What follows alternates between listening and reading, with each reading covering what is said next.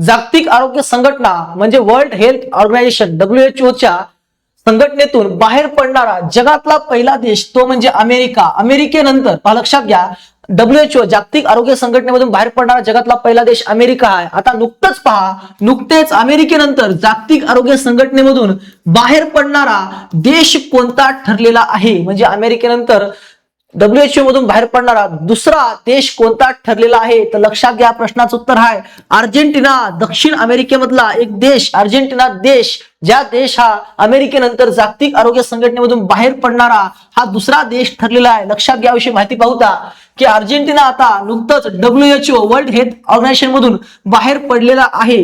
बाहेर पडणारा जगातला पहिला देश अमेरिका आहे, त्यानंतर दुसरा देश आता अर्जेंटिना बनलेला आहे। हे दोन देश WHO मधून आता बाहेर पडलेले आहेत।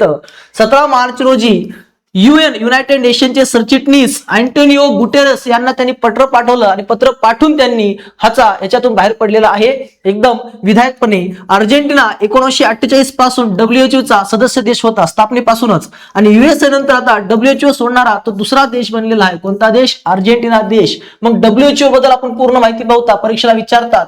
WHO वर्ल्ड हेल्थ ऑर्गनायझेशन त्याची स्थापना 7 एप्रिल 1948 ला स्थापना झाली। मुख्यालय कुठे आहे? जिनिव्हा, स्वित्झर्लंडला। इथं सुद्धा परीक्षेला प्रश्न आलेला आहे। वर्तमान महासंचालक कोण आहे? डॉक्टर टेड्रोस अधनोम घेब्रेयेसस हे सध्या वर्तमान महासंचालक आहेत WHO चे।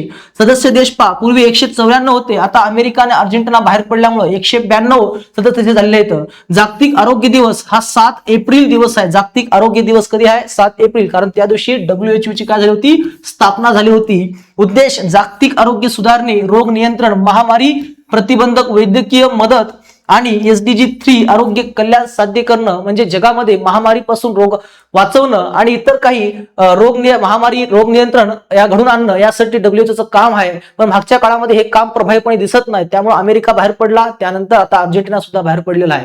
माहिती कशी वाटली कमेंटमध्ये नक्की सांगा, आणि अशाच माहितीसाठी नवीन असताल तर चॅनलला सबस्क्राईब करून ठेवा। तोपर्यंत धन्यवाद।